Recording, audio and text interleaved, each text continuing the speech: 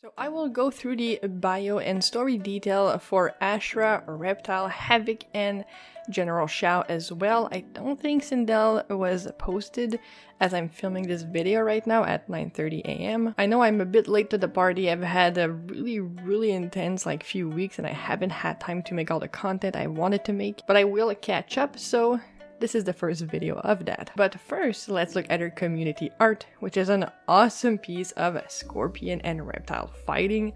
I love these. It must take so much more time than just drawing one character in a pose, but the end result is so freaking great. The way the movement looks dynamic and they're actually fighting is so absolutely love this artist style and the colors as well. So I will leave a link to the artist's Twitter in the description of the video as usual. If you want to go like it, posted, whatever it. So here is Reptile's bio. Reptile is a Zaterran, one of the reptiloid race which lives on Outworld's fringes. Like other reptiles, Zaterrans can camouflage themselves, but Reptile possesses a unique mutation, one which allows him to shapeshift to appear human. Bullied mercilessly by Zaterrans for this ability, Reptile left home to make his future elsewhere. I think the use of bullied here kinda is weird to me. Did he just get called meatbag by all the cool kids at school? Because being bullied is part of the high school experience, let's be honest, everyone experienced. I just wish they went into more detail on what was done to him, because right now it just feels like someone called him a name and he left crying, which is hilarious in my head. But yeah, going on here, it says, finding a few other opportunities, Reptile joined a traveling sideshow.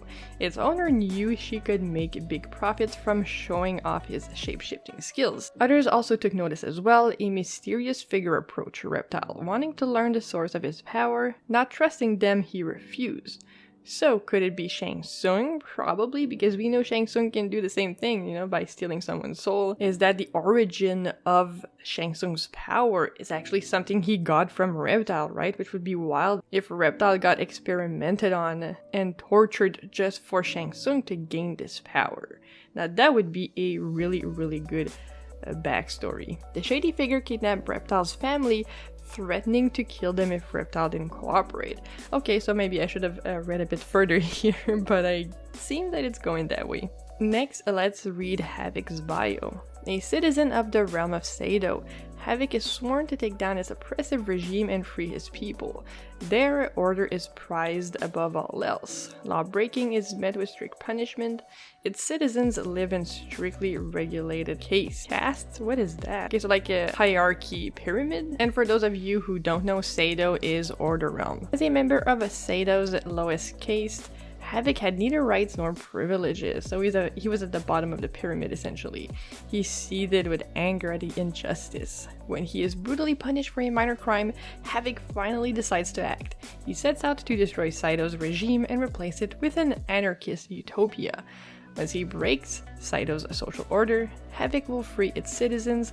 Together, they will live in a blessed anarchy. So it does seem like he's a bit of the anti-hero, because technically speaking, his cause is correct. A societal structure like that shouldn't really happen. Why would someone be punished just because they just have less means to live, right?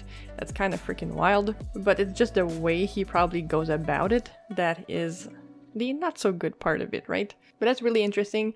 If they are exploring Order Realm in the story or in Havik's ending, I really wonder if we'll see Hotaru anywhere in there. Next, let's look at Ashrah's bio. As a demon, all Ashrah knew was pain and violence.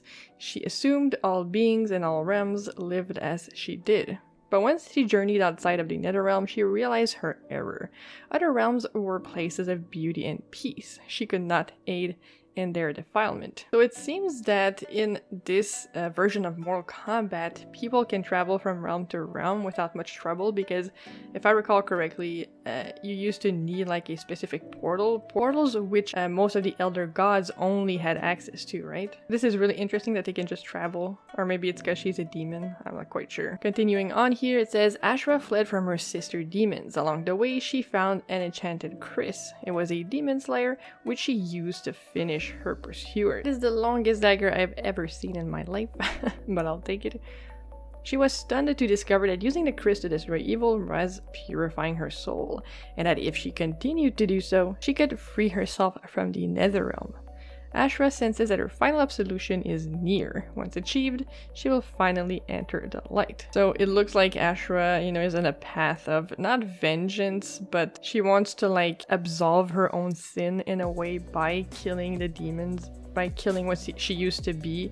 So essentially she's destroying all that she hates about herself, but in other people, which like cleanses her, right? So I think her ultimate goal, or absolution, whatever, is killing one of the biggest demons of all, which, who could that be? I'm thinking Zaterran maybe, but I guess we'll see. She does have a really interesting story, I really love it, but I wasn't super like enchanted by her gameplay. I really need to try her and to see what her other costumes are, of course, but hopefully she does play better than what they showed on the combat cast. And last but not least, General Shao, the supreme commander of Outworld's army. Born into a proud military family, Shao was expected to become a soldier, but he was a sickly child who, though brilliant and eager, had an infirm body.